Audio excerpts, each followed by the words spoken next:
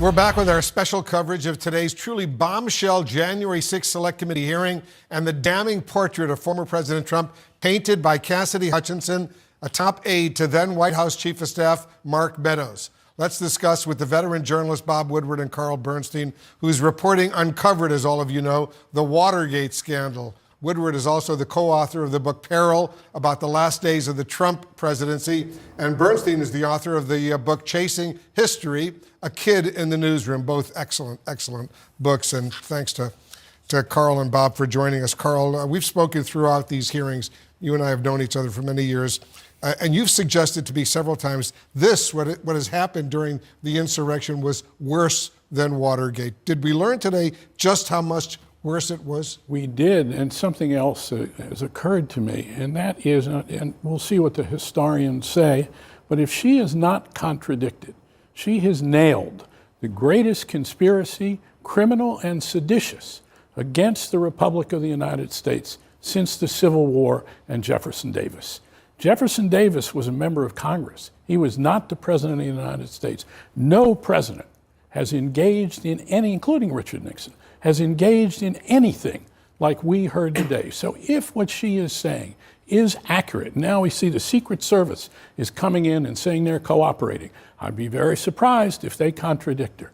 This is unprecedented. She painted, you just in your introduction, talking about the picture she painted. She pictured a mad king, the stability of the President of the United States, which incidentally, Republicans have been in the Senate and some in the House questioning his stability since the first days of his presidency. They've told reporters about it. We've reported it occasionally. We should have reported it much more and found a way to do it better, because we have known. I've put it on the air some, others have, but we haven't been consistent about it. We've known this is an unstable man. The 25th Amendment, there were members of the cabinet that wanted to invoke it, including the wife of Senator McConnell, the majority or the leader of the Republicans in the Senate. She quit the next day after January 6th. Betsy DeVos, the Secretary of Education, quit the next day.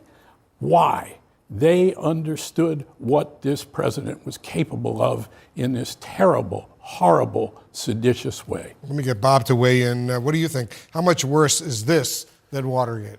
Well, the portrait here of, Carl's right, mental instability, and I think it goes further, and Bob Costa and I reported on this. General Milley, chairman of the Joint Chiefs, worrying about the mental stability of the president. He gets this call from Nancy Pelosi, the Speaker of the House, saying that she, the next in line after the vice president to be president if something happens. And she knows all about this and the protocols, and she says, Trump is crazy.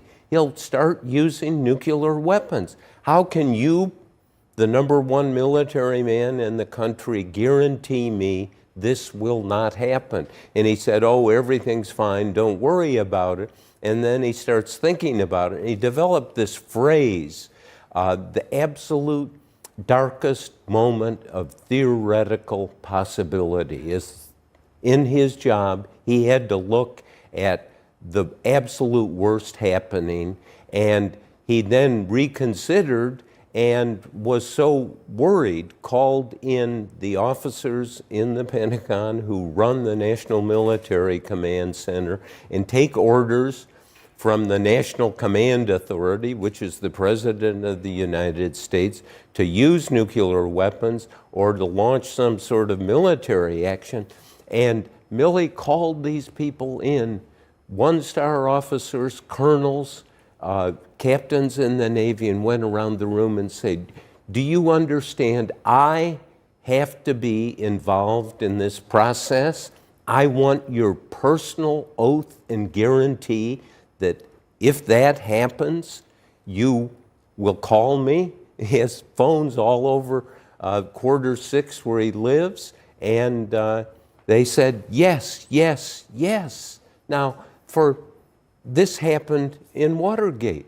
Carl and I remember this vividly when the Secretary of Defense, Schlesinger. Jim Schlesinger, told the military, don't take orders from Nixon about nuclear weapons or any military action. So I think in a way, what happened today may mean that the January 6th committee has written Donald Trump's political obituary. Really? Yes, I think it's that devastating.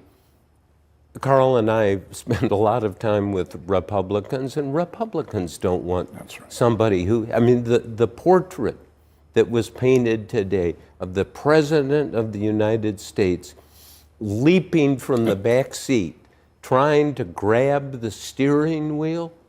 And allegedly choking his top Secret Service agent. I mean, pretty dramatic. Yeah, all right, More than let's that. continue these conversations. Very, very powerful day indeed, very historic as well. Guys, thank you very, very much.